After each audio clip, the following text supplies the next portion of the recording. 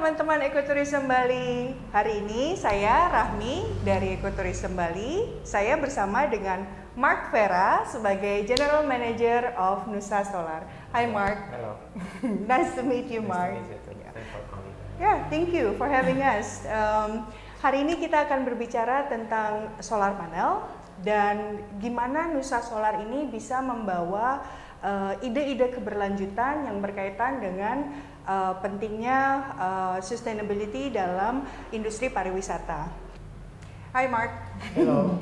Kita pakai bahasa Inggris, bahasa Indonesia nih. Nyamannya bisa dua-duanya. Campur aja ya, yeah. Kita campur aja. So yeah, it's convenient kalau misalkan bisa campur. Nah, ngomongin solar panel ya. Apa yang ditawarkan oleh Nusa Solar dan apa itu Nusa Solar? Ya, kami di Nusa Solar kita hadir di tahun 2019 dengan head office di sini di Bali. Kita menggunakan high quality products yang kita handpick dari pasarnya dari seluruh dunia. Kita solar panel dari curated China. Ya, jadi you curated the panel. Ya, karena kita sudah pengalaman di atas 10 tahun di bisnis ini. Saya sendiri dari Spanyol, sudah 13 tahun di industri solar panel. Kok suaranya kayak orang Bali, orang Spanyol? Sudah 10 tahun di Indonesia. Oke, ya. Sudah dengan kerja tentang solar panel. Tapi baru tahun 2019 saya mulai sendiri dengan mereknya Nusa Solar.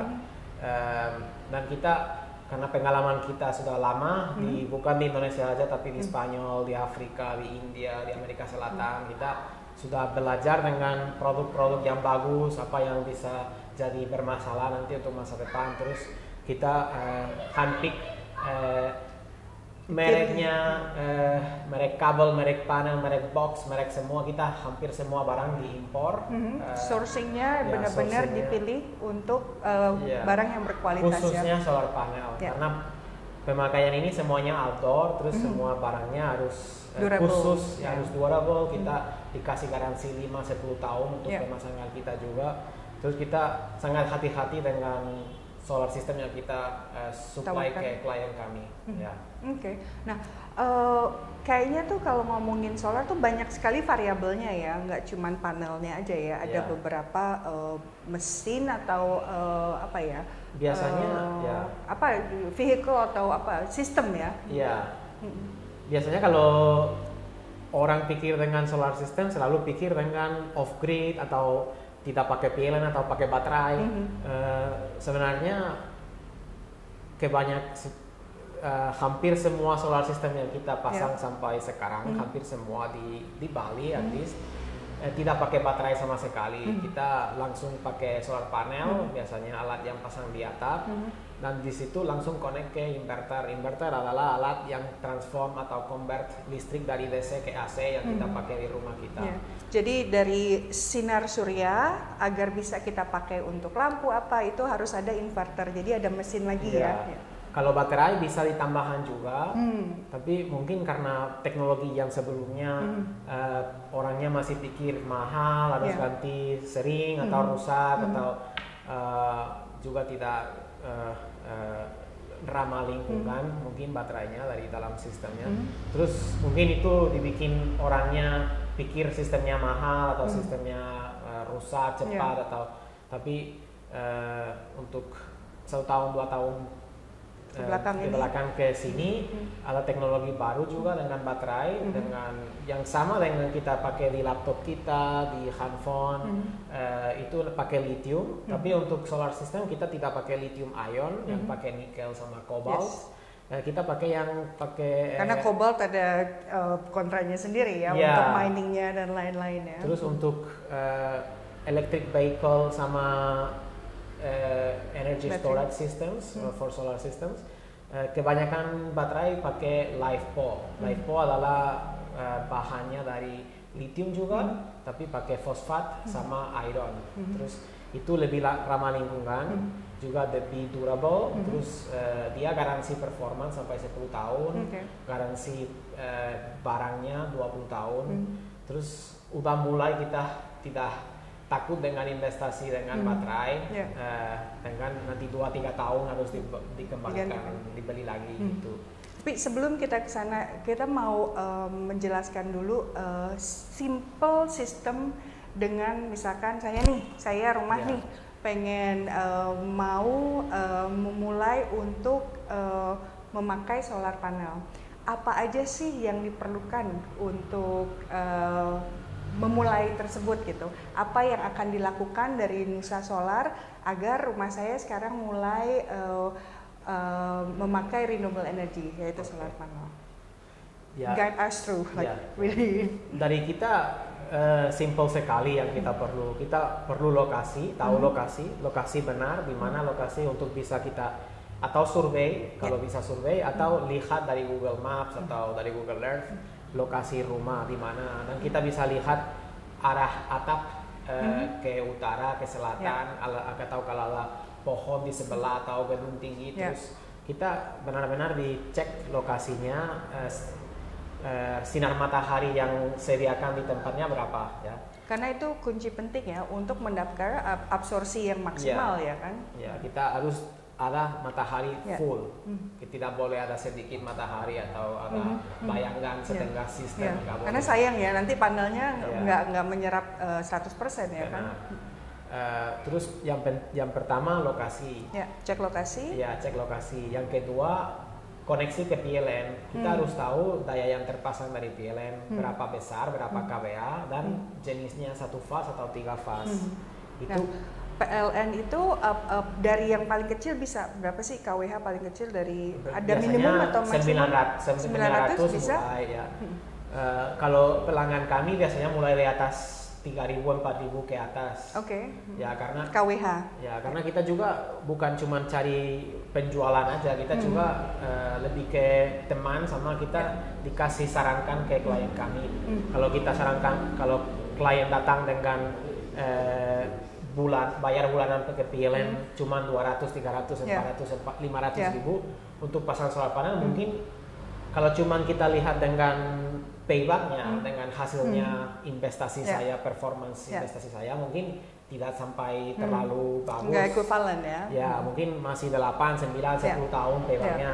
Terus karena itu kita juga fokus ke pelanggan yang bisa hemat lebih banyak, karena investasi juga lebih murah kalau sistemnya lebih besar. Kalau sistemnya lebih kecil jadinya mungkin not worth it. Jadi Nusa Solar bisa dibilang mulai dari yang di advice itu mulai dari 3.000 kWh, 3.000 dan 4.000. Minimal PLN sekitar 1 juta ke atas. Kalau di bawah 1 juta mungkin susah. Agar investasinya juga berbanding lurus ya. Jadi karena kadang kalau misalkan kita ngomongin ekonomi ya, berapa yang kita invest, berapa yang kita balik ya kan. Terus karena ini masih renewable, karena PLN di KWH tertentu juga masih ada subsidi sebenarnya kan dari PLN ya kan. Jadi untuk yang 3.000 ke atas itu mulailah kita berasa bisa ada sejalan lah sama ekonominya ya kan. Lalu terus setelah kita cek lokasi untuk penyerapan, terus habis itu kita cek kapasitas, daya, and then kita harus tahu tagihan okay. dari PLN. Kita harus tahu rata-rata berapa pemakaian per bulan atau per hari kalau bisa. Tapi per bulan udah cukup. Kita dari situ udah cukup biasanya kalau ada foto atau gambar atap atau itu bisa ditambahkan untuk kita bisa mendesain dengan software kita rumah kalian dan bisa ada hasil energi yang kita ekspektasi. Karena mungkin dari orangnya juga mungkin yang kurang mengerti kalau solar panel kita tidak hitung daya instantaneous yang daya sekarang karena cuacanya sangat berubah kan. Kita nggak bisa ekspektasi jam 12 siang bisa keluar berapa kW karena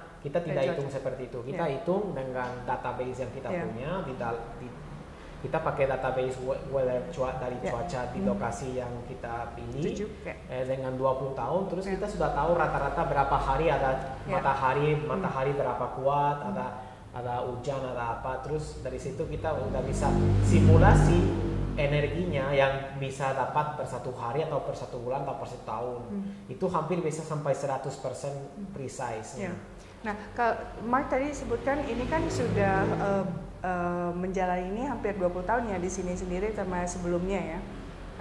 Benar nggak? 13 tahun 13 maksudnya tahun. Oh, kalau database-nya kita benar. pakai yang 20 tahun. Oh, oke. Nah, berapa sih, ada nggak perhitungan berapa sih misalkan pada saat orang sudah convert ke renewable energy ini solar, berapa yang bisa di save pada saat kita dari awalnya electricity biasa ya kan, yang kita bisa tahu itu banyak kan ini fossil fuel.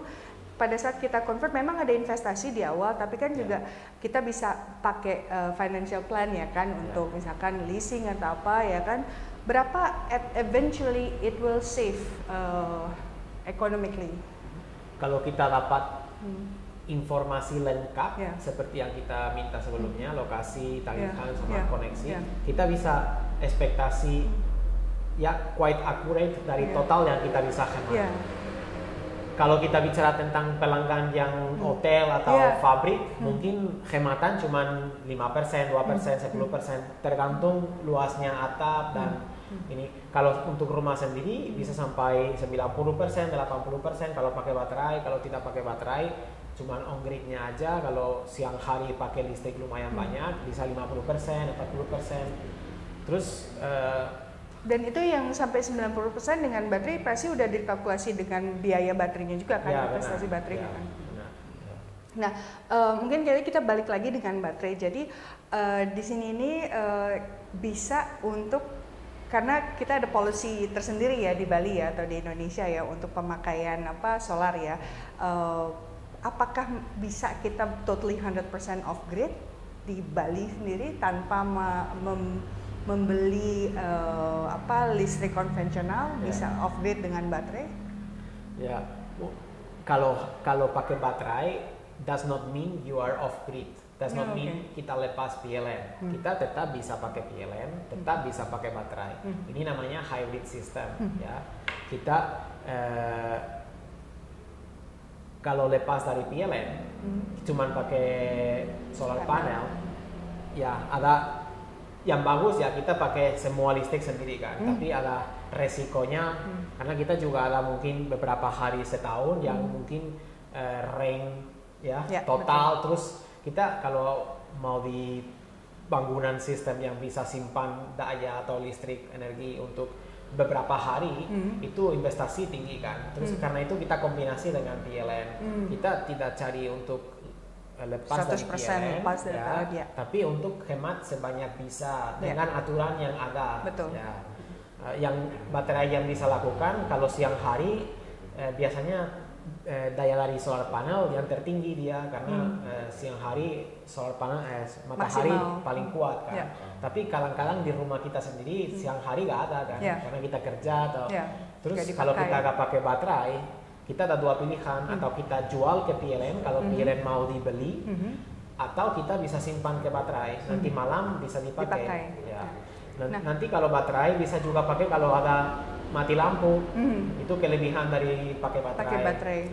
Nah, saya pernah dengar bahwa panas itu atau tanpa maksudnya cuaca itu bukan berarti kita kan di tropik ya, bukan berarti itu 100%. Jadi yang solar panel serap itu sebenarnya apa? UV. Jadi saya pernah lihat, bukan berarti kalau panas terus itu kita nggak bisa, tolong jelasin. Kalau solar panel teknikal nama dari namanya photovoltaik. Ya, photovoltaik artinya dia bisa convert listrik dari matahari ke listrik. Itu ya kita gak kerja dengan panas, kita kerja dengan matahari irradiation namanya. Ya, irradiasi dari matahari. Ya, kalau di Indonesia irradiasi lumayan tinggi. Ya, dibandingkan dengan negara yang lain seperti Eropa atau Amerika yang sudah pasang banyak solar panel, tapi di sini matahari tinggi, itu juga panas juga tinggi. Sebenarnya kalau panas dia mengurangi efisiensi solar system. Yang paling bagus untuk solar system adalah sistem yang matahari banyak, sinar matahari banyak dan juga dingin, itu yang paling efisien untuk sistem.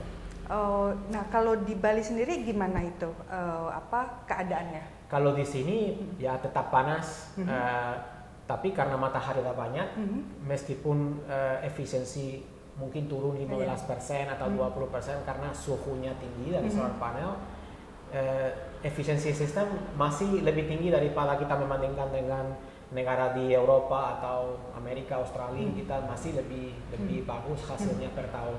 Jadi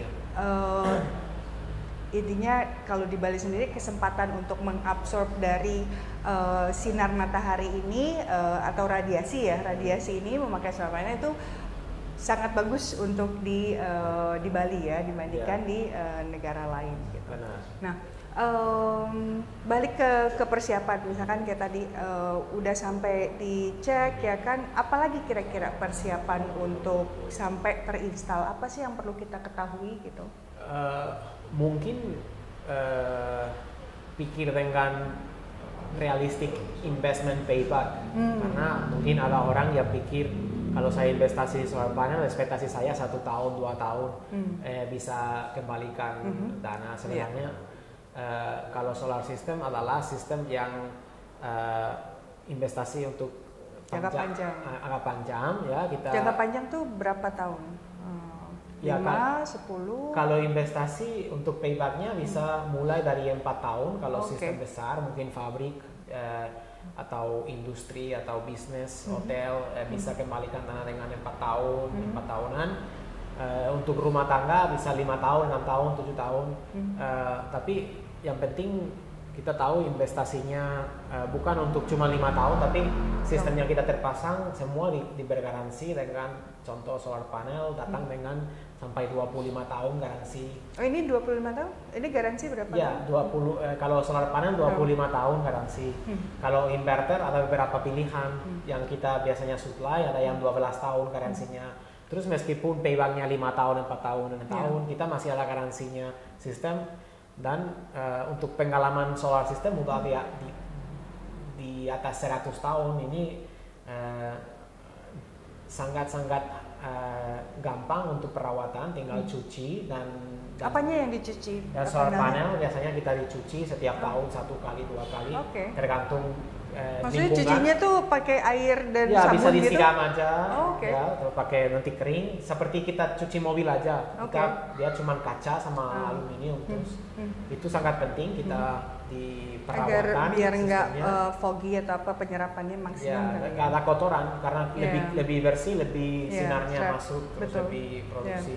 Itu aja sebenarnya dari solar system. Terus kalau kita setiap tahun bisa tahan 15, 20, 30 tahun. Yang penting sistemnya terpasang dengan kualitas, dengan vendor yang tersertifikasi. Dan pada saat kita install, apa yang disediakan dari Nusa Solar? Maintenance kah juga atau apa? Maksudnya tadi kan garansi udah disebutin ya. Apalagi maintenance atau kita bisa lakukan sendiri atau biasanya cek mesin atau apa? Ya, kita di info ke customer untuk gimana cara maintenance-nya solar system dan berapa sering. Kita semua ada setelah kita selesai sistem. Tapi kalau dari customer lebih prefer untuk kita yang perawatan sendiri, kita bisa lakukan juga. Biasanya kita visit 1 kali 2 kali per tahun sudah cukup. Nah, ini kan tadi kita ngomongin semua kebaikannya. Ada nggak sih hal yang kita perlu ketahui untuk prevention atau sesuatu yang solar panel sebaiknya tidak begini, atau apa yang kita perlu ketahui untuk pemakaian sebagai calon pengguna solar panel? Ya, mungkin yang paling penting tahu tentang teknologi atau inverter merek solar panel yang kita dapat. Biar pastikan itu kualitasnya cuman barang aja, tapi di belakang ada merek yang kuat, yang ada pengalaman, yang kita bisa percaya, karena ini seperti kita bicara dulu, ini investasi untuk waktu panjang kan. Terus kita harus pastikan kita investasi duitnya ini 1 tahun 2 tahun depan tidak rusak kan. Kita harus pastikan barangnya yang terpasang dan ada mereknya di belakang bagus. Installer yang dipasang juga ada reputable track record, ada terverifikasi dari government, ada orang teknisi yang pasang materialnya, yang pasang juga kabel, semuanya harus produknya yang bagus, bahannya yang bagus, dan cara pasang juga harus ikut standar internasional. Itu kita mungkin bisa lihat banyak sistem yang tidak berfungsi, tidak ini kebanyakan karena salah pasang atau mungkin mereknya yang dipakai terlalu murah, ya pakai cuman dipikir dengan yang paling murah, tidak pikir dengan mungkin lebih mahal dikit, tapi ini pasti akan jalan. Nah, apa yang bisa dibilang bagus? Apakah panelnya? Maksudnya, it seems like it's quite simple the panel, the solar. Tapi apa yang perlu dilihat? Mesin kah atau apa? Kalau solar panel ya simple sekali, dia cuma pakai sel dari silikon, aluminium sama kaca. Terus dia sangat-sangat gampang. Cuman dia yang paling stres karena kita pasang di atas, di atap, terus dia bisa sampai suhu 70 derajat. Setiap hari selama 25 tahun dia kena matahari, kena air, kena petir, kena apa. Terus meskipun solar panel hampir semua oke di dalam waktu panjang, dia kalau jadi tua di atas 3, 4, 5, 10 tahun, dia kalau panelnya yang kualitasnya lebih rendah, dia bisa cepat rusak atau bukan rusak karena sistemnya solar panel meskipun pecah kacanya tetap berfungsi. Cuman mungkin turun performance.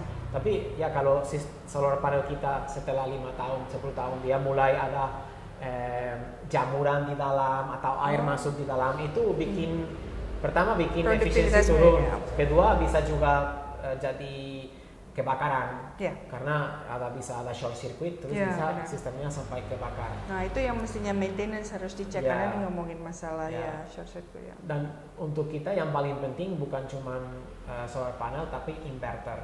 Inverter we call it the heart of the system or the engine of the system.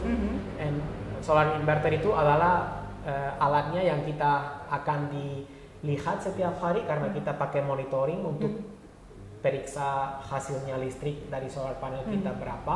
Dan itu bisa di apps tadi. Kita lihat oleh inverter. Inverternya itu elektronik, terus dia biasanya 5 tahun sampai 12 tahun garansi standar kan. Terus itu yang biasanya komponen utama di solar system kita. Nah kita harus pastikan pilih dengan bagus, dengan merek bagus, dipastikan pasang di tempatnya yang bagus, yang harus juga pasang karena tidak boleh auto, tidak boleh kena matahari, tidak boleh kena air. Itu sangat-sangat penting ya. Dan tadi kan ada equipment solar panel, inverter. Kalau baterai gimana maintenance-nya?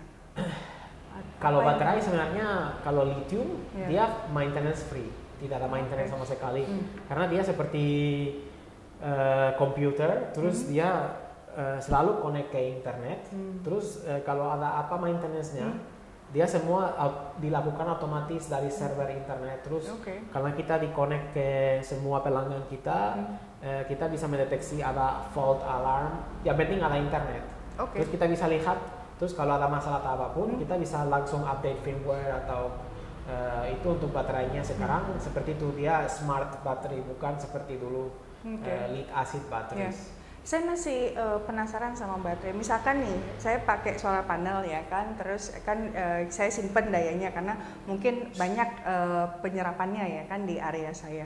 Baterainya itu saya bisa bawa nggak sih untuk pakai kemana atau hanya khusus di situ? Baterainya sangat berat. Oh berat, oke. Ya, bisa. Atau bisa saya mau camping atau apa, itu satu energi yang baru. Itu saya kepikirannya baterai. Kalau baterai ini kita pasang permanen. Permanent installation. Permanent bisa dibongkar tapi tidak untuk bawa ke camping. Saya kalau pikir mau bisa ke gitu. Camping bisa, tapi harus beli yang lebih kecil atau apa? Yang khusus portable. Tapi memungkinkan maksudnya. Bisa. Karena saya suka camping. Misalkan nanti one day saya kan convert ya kan, terus saya bisa bawa energi saya sendiri dari solar sendiri ya kan. Tapi memungkinkan ada. Sudah ada alatnya yang bisa seperti power bank tapi lebih besar. Tapi the bigger one.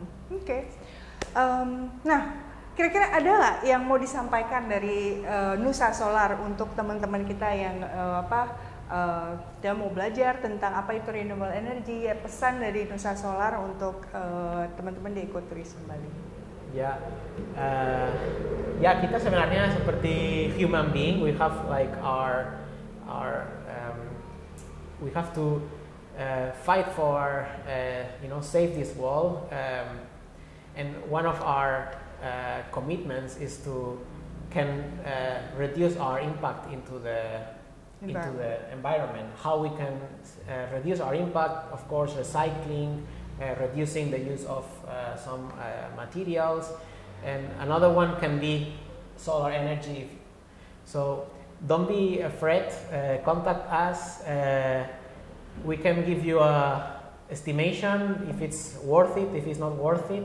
And advice, advice, and then you can decide whether it's a good investment for you. At least you can make plan for maybe in the future you're gonna start converting to renewable energy. Before we wrap, we want to get to know a little bit about your opinion for sustainable tourism.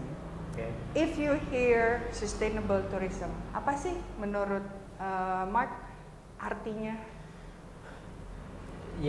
Well, I think sustainable, many people is using the word sustainable, but in fact we it's hard to see like especially the big players in the tourist hotels, and which are probably the ones that are making the biggest impact in this island. We cannot forget that we are in Bali. We are a small place with limited resources, limited space, and of course we cannot stop the development, right? The development, but we need to do it like carefully, right? We need to be responsible of what we are developing, of what we are doing, and try to reduce our impact into this beautiful island, right? So solar panels, for example, will not reduce 100% your impact, but once you already are doing reduce your waste, reduce your water consumption, or recycling your water consumption, or reusing your water, once you are using renewable materials for your another thing that you can do as well is installing solar.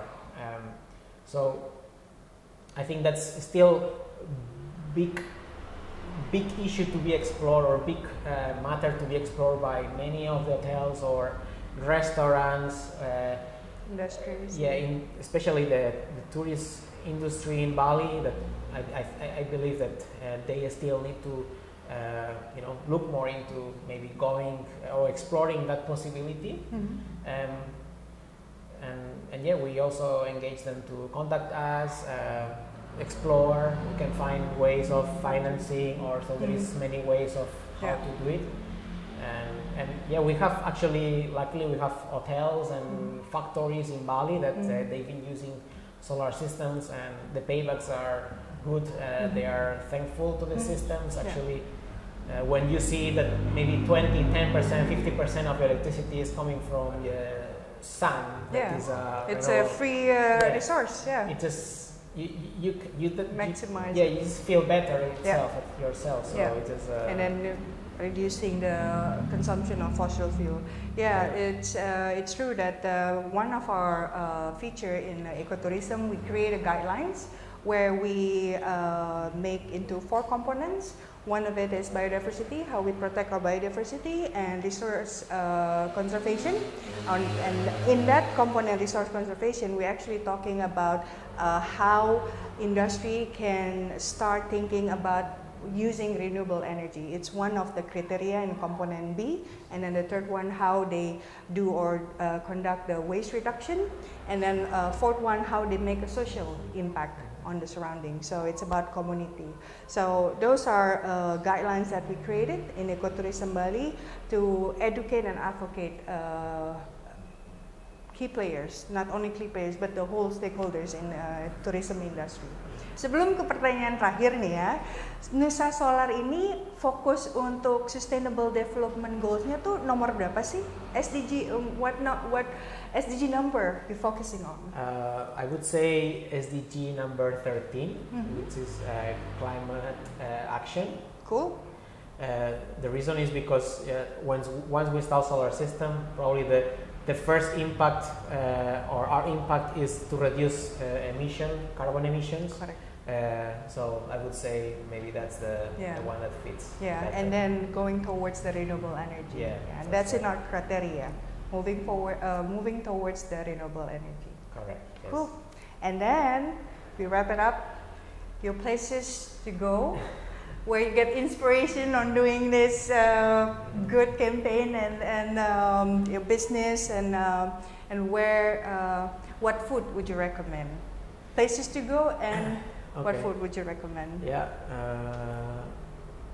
Although I'm a foreigner, I love local food, and it just happened that we just finished installation in Munduk Modding Plantation in Munduk.